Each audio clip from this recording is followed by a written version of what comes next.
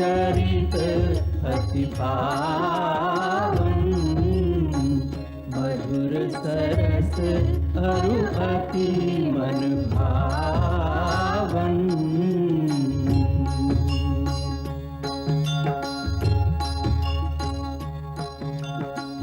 पुनि पुनि कितने हो सुने सुनाए, पिय की प्यास बुझत न बुझाए।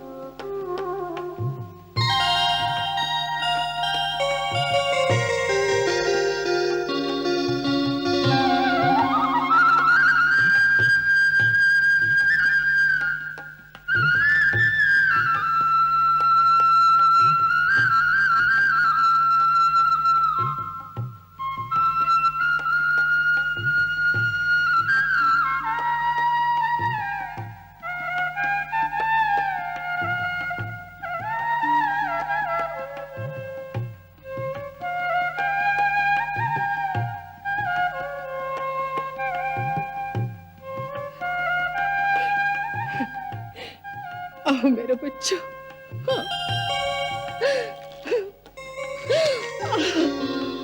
मेरे लाल, मेरे बच्चे, आओ।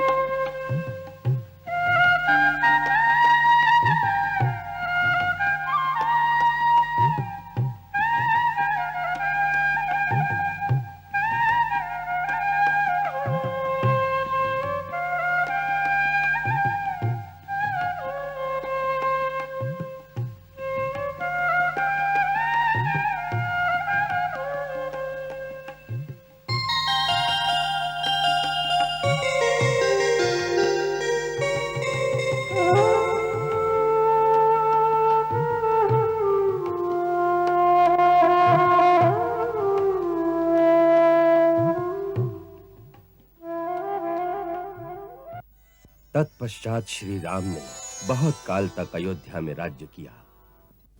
कई प्रकार के बड़े-बड़े यज्ञ करके अपने धर्म का पालन किया। राम राज्य में प्रजा अत्यंत सुखी थी। ना काले म्रियते कश्चिन व्याधि प्राणिनाम तथा नानार्थि विद्यते कश्चिन रामे राज्यम प्रशासति। दीर्घ काल के पश्चात पुत्र पौत्रों से घिरी तीनों राजमाताओं ने एक-एक करके परलोक गमन किया। तत्पश्चात श्री राम ने सारा राज्य अपने और अपने भाइयों के पुत्रों में बांट दिया। भरत के पुत्र तक्ष को तक्षशिला और पुष्कल को पुष्कलावती नगरी का राज्य सौंप दिया। लक्ष्मण के पुत्रों को कारुपत देश का राज्य दे दिया। शत्रुघ्न के पुत्र सुबाहु को मदुरा का और श्रुतसेन को विदिशा का राज्य दिया। कुश को दक्षिण कौशल का राज्य दिया, जिसकी राजधानी कुशावती थी, और लव को श्रावस्ती नगरी में बसाकर उत्तर कौशल का राजा बना दिया। जब श्री राम के सारे कर्तव्य पूरे हो गए तो एक दिन हे मुनिवर, मैं आपकी क्या सेवा कर सकता हूं?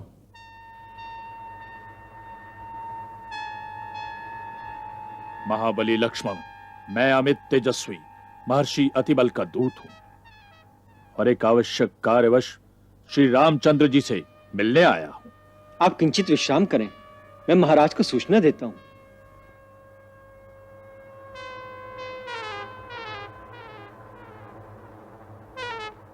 महाराज, एक परम तेजस्वी महात्मा आपके दर्शन करना चाहते हैं। वे अपने आप को महर्षि अतिबल का दूत कहते हैं। उन्हें आदर सहित अंदर ले आओ। जो आज्ञा।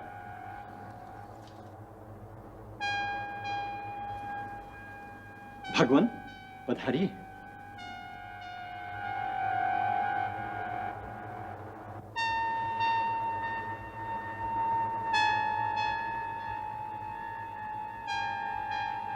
हे राघव, आपका अभ्युदय हो। महर्षि, आसन ग्रहण कीजिए।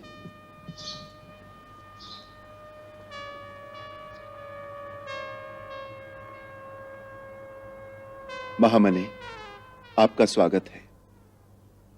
आप जिनके दूत होकर आए हैं, उनका संदेश सुनाइए। राजन, वो संदेश गुप्त है, वो बात परम गोपनीय है, अतः हम एकांत में ही आपको सुना सकते हैं। इसलिए आपको ये घोषणा करनी होगी कि जब हम और आप एकांत में बात करते हो, उस समय यदि कोई हमारी बात को सुने या हमें वार्तालाप करते देख भी ले, तो उसे आप अवश्य प्राण दंड देंगे। जो आज्ञा। लक्ष्मण, द्वारपाल को विदा करके तुम स्वयं जोड़ी पर पहरा दो। हमारी प्रतिज्ञा है, यदि कोई हमारी बात सुनेगा अथवा हमें बात करते हुए देख भी लेगा, उसे हम अवश्य प्राण दंड देंगे। जो आज्ञा।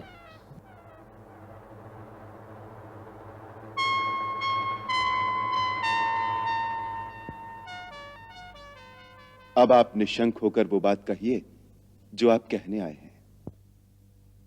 प्रभु, मैं तो आपका ही पुत्र हूं।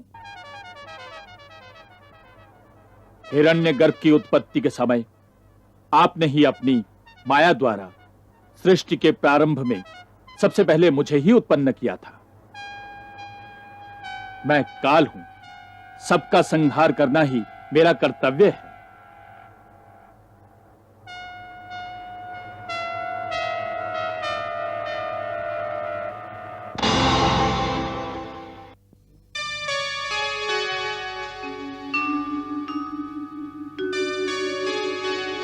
हे सर्व जगत के स्वामी, मेरा प्रणाम स्वीकार करें।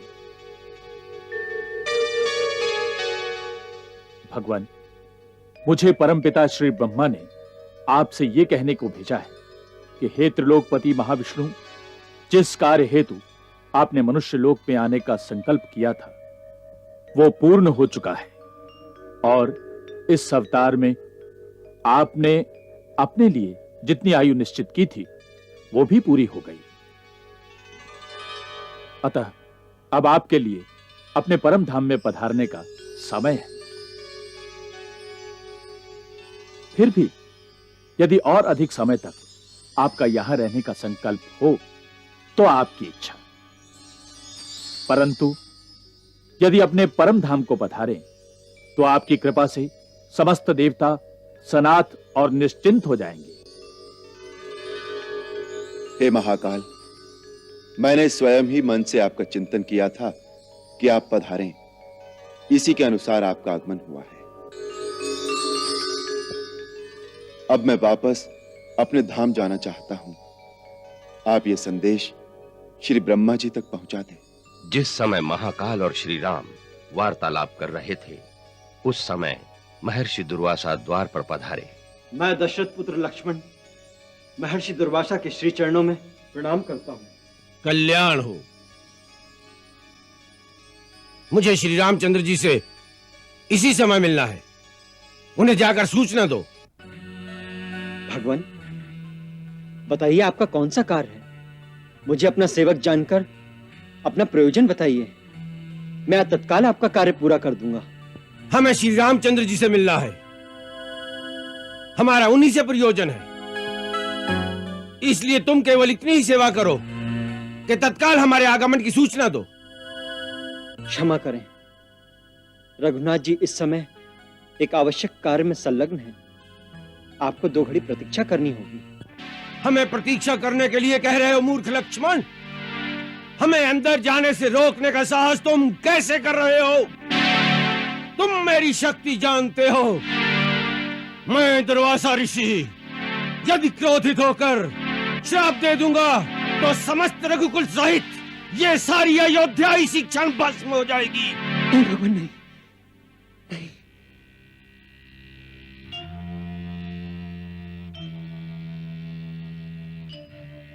केवल मेरी मृत्यु से अयोध्या बच सकती है, वही उत्तम है।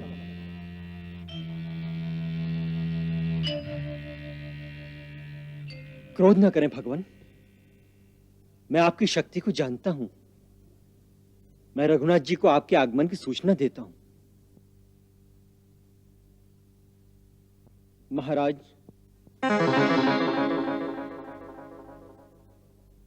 द्वार पर महर्षि दुर्वासा पधारे हैं और वो इसी क्षण आपके दर्शन चाहते हैं।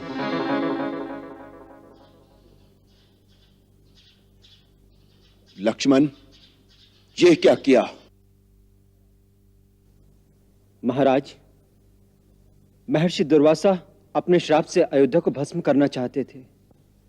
इसलिए मैंने निश्चय किया केवल मेरी मृत्यु से अयोध्या बच सकती है, वही उत्तम है। इसलिए मैंने आपकी आज्ञा का उल्लंघन किया। क्षमा चाहता हूं।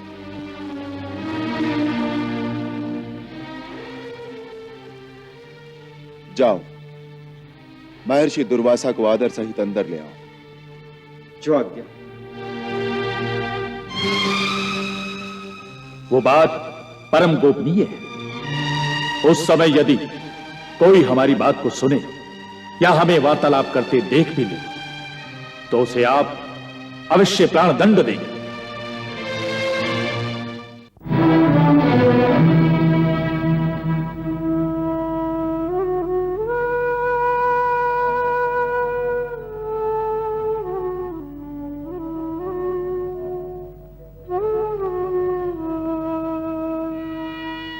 महाराज, विषय बहुत गंभीर है। इसका निर्णय इतना आसान नहीं है। लक्ष्मण केवल राजा के निजी परिवार के मुख्य सदस्य नहीं, वरन प्रजा के भी अति प्रिय राजकुमार हैं। इनकी वीरता के कारण प्रजा इनको बहुत सम्मान देती है। ये इस राज्य के एक निधि हैं। समय आने पर इस राज्य की रक्षा कर सकते हैं। ऐसे परमवीर और सराहनीय राजपुरुष को मृत्यु दंड देना कोई साधारण बात नहीं है। इसका निर्णय इतना आसान नहीं है महाराज।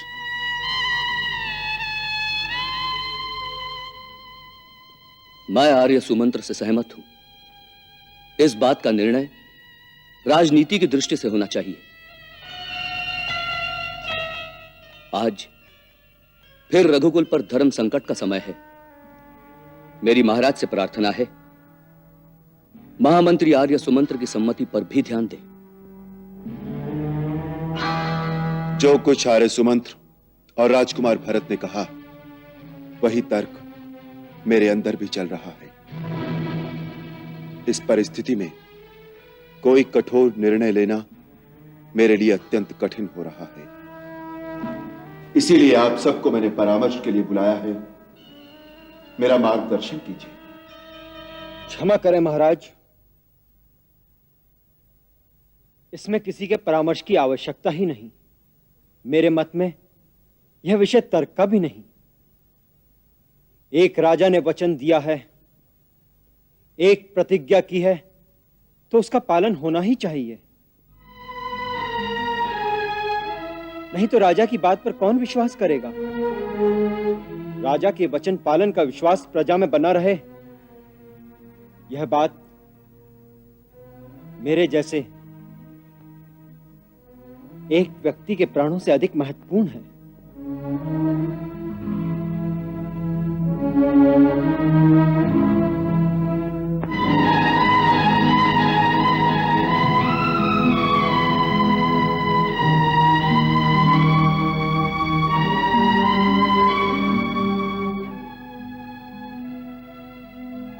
गुरुदेव, समस्या बहुत जटिल है। आप जो आज्ञा देंगे मैं वही करूंगा। महाराज राम, इस समय जो रोंगटे खड़े कर देने वाला महाविनाश अयोध्या में होने वाला है, वो सब मैंने तपोबल द्वारा पहले ही देख लिया है।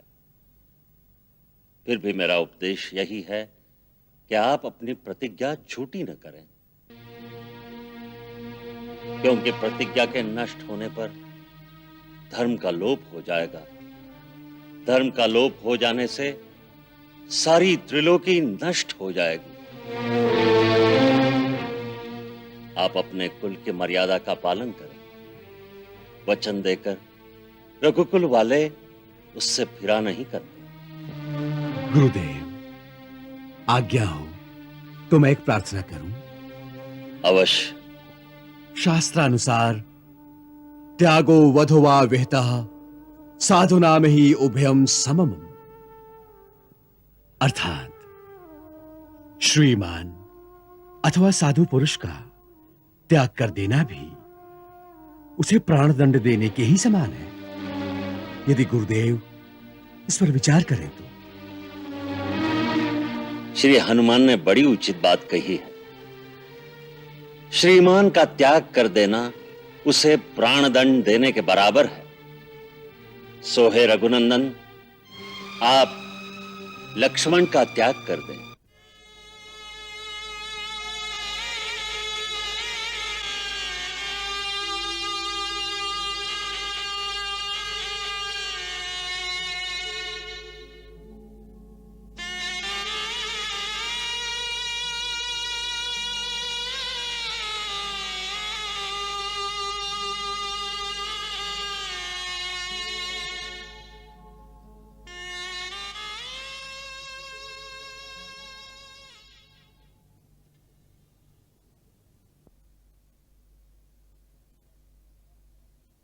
सुमित्रा नंदन राजकुमार लक्ष्मण, मैं तुम्हारा परित्याग करता हूं।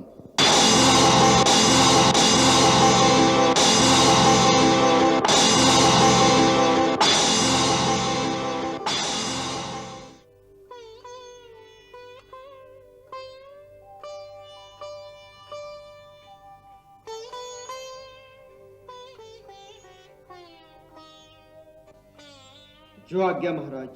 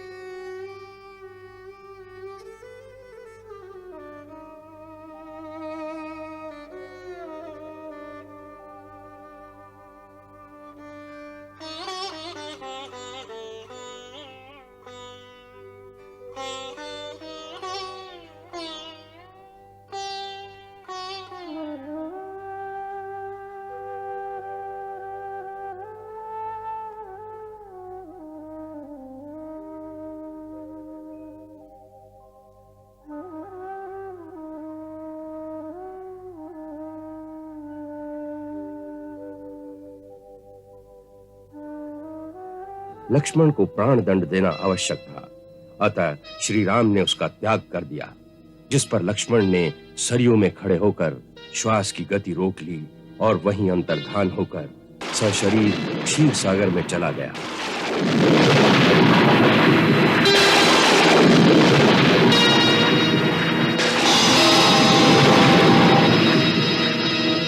तब श्री राम ने महाप्रस्थान का निश्चय कर लिया।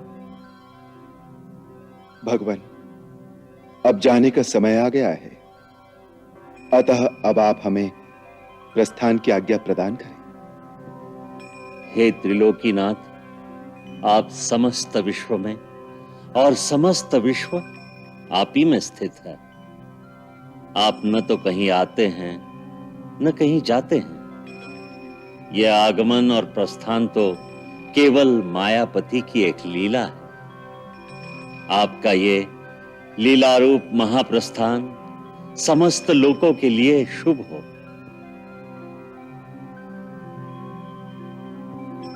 ओम नमो भगवते वासुदेवाय।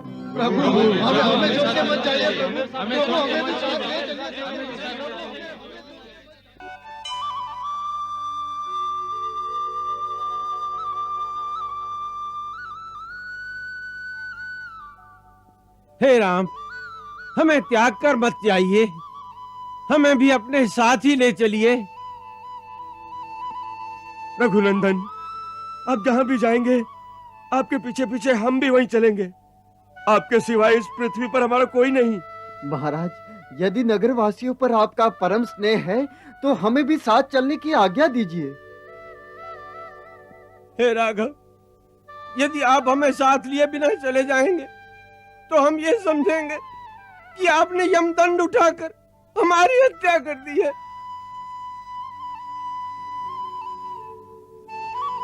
हे राम, ये प्रजाजन आपके अनन्य भक्त हैं।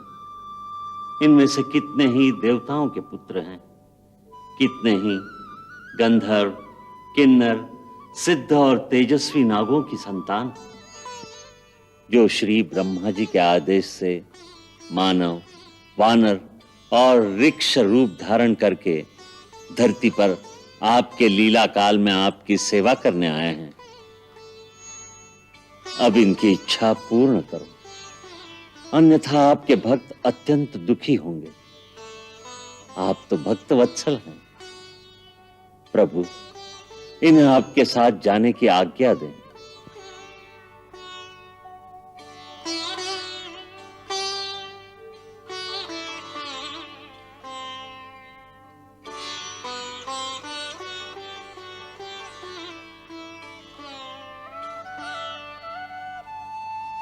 तथास्तु।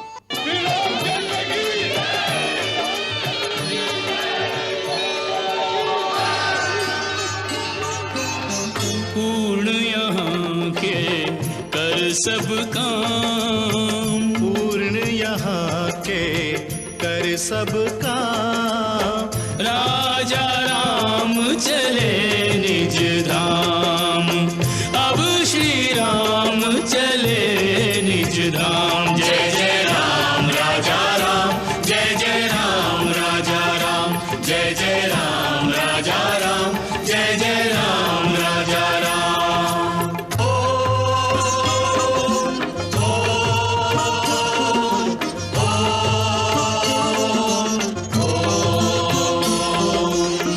कमल पुष्प पर स्थित गायत्री, मुखरित करे दिशाएं। कमल पुष्प पर स्थित गायत्री, मुखरित करे दिशाएं। श्रीदेवी भूदेवी प्रभु के संग में शोभा पाए। धनुष बाण भी धार मनुज तन, प्रभु की महिमा गाए। ब्राह्मण रूप बना वेद अपनी, पढ़ते स्वयं ऋचाए। सबके मुख पर जय श्री राम, सबके मुख पर जय श्री राम। राजा राम चले निज धाम, अब श्री राम चले निज धाम। जय जय राम राजा राम, जय जय राम राजा राम, जय जय राम राजा राम, जय जय राम राजा राम।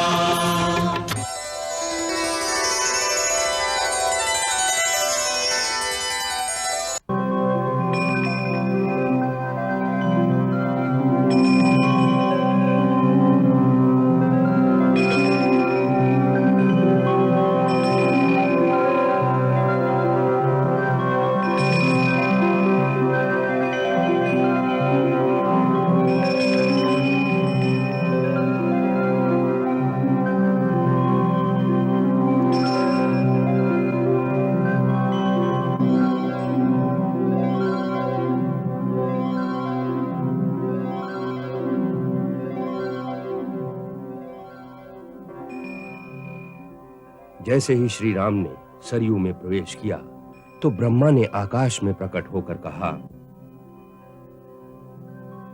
हे विष्णु स्वरूप रघुनंदन,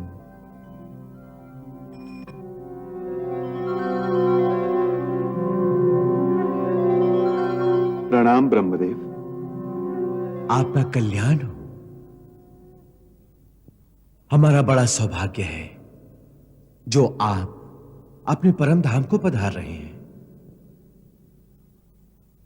हे परमेश्वर, अब आप अपने चतुर्भुज विष्णु रूप में प्रवेश करें। समस्त देवता आपके उस शाश्वत रूप का दर्शन करने को उत्सुक हैं।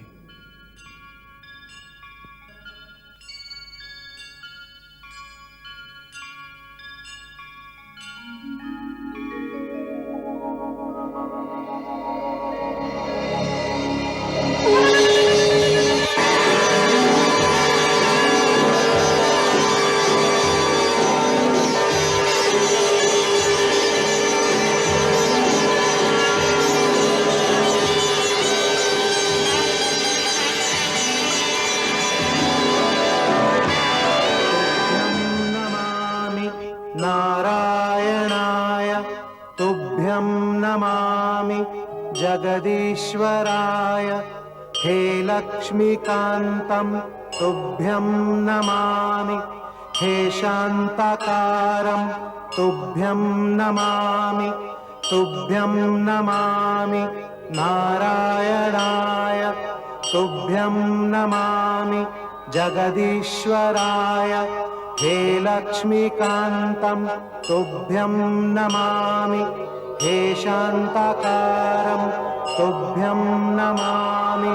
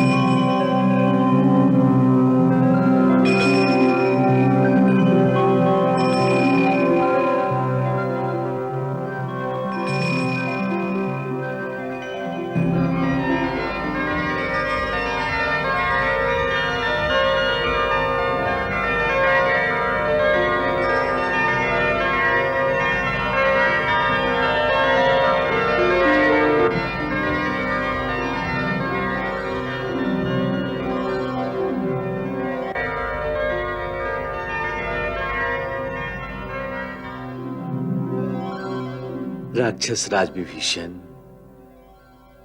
आप धरती पर रहकर धर्म पूर्वक प्रजा की रक्षा करें और रघुकुल के देवता भगवान जगन्नाथ की आराधना करते रहें।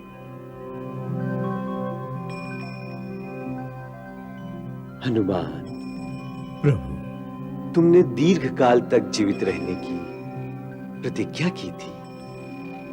सो हे हरीश्वर, जब तक संसार में मेरी कथाओं का प्रचार रहे तब तक तुम भी मेरी आज्ञा से धरती पर रहोगे। तुम कलयुग के अंत में होने वाली प्रलय तक रहकर मेरी कथा का प्रचार करोगे। जो आज्ञा प्रभु। हे पवन पुत्र, कलयुग में धर्म का केवल एक ही चरण रह जाएगा, अतः उस समय भक्तों को तुम्हारी सहायता की विशेष आवश्यकता होगी, क्योंकि कलयुग में केवल हरि नाम कीर्तन ही मोक्ष का सुलभ मार्ग होगा। ब्रह्मा के पुत्र रीक्षराज जामवंत द्वापर के अंत तक धरती पर रहेंगे और महाराज सुग्रीव। प्रभु, मुझे यहां रहने की आज्ञा न दें। मैं तो अंगद का राज्याभिषेक करके उसे सिंहासन पर भी बिठा कर आया हूं। मेरा दृढ़ निश्चय है प्रभु कि मैं आपके बिना इस धरती पर नहीं रह सकता। सो हे कृपा सिंधु, मुझे भी प्रस्थान करने की आज्ञा दें। तथास्तु प्रभु। ये सब लोग स्नेहवश मेरे पीछे आए हैं। ये सब मेरे भक्त हैं जिन्होंने मेरे लिए अपने लौकिक सुखों का परित्याग किया है। अतः इन्हें यहां छोड़कर मैं भी अपने धाम नहीं जा सकता। इस संपूर्ण जन समुदाय को भी आप उत्तम लोक प्रदान करें। भगवान, यहां आए हुए समस्त प्राणी जो भक्ति भाव से आपका अनुसरण करके सरयू में देह त्यागेंगे, वो सब मेरे बनाए हुए संतानक नाम के लोक में जाएंगे, जो स्वर्ग से भी ऊपर है और ब्रह्मलोक के निकट है। सुग्रीव और अन्य वानर जिन देवताओं में से उत्पन्न हुए थे, वो अपनी अपनी देव योनि में मिल जाएंगे। सुग्रीव अपने पिता भगवान सूर्यदेव का स्वरूप पाकर उनके लोक में जाएंगे। तथास्तु।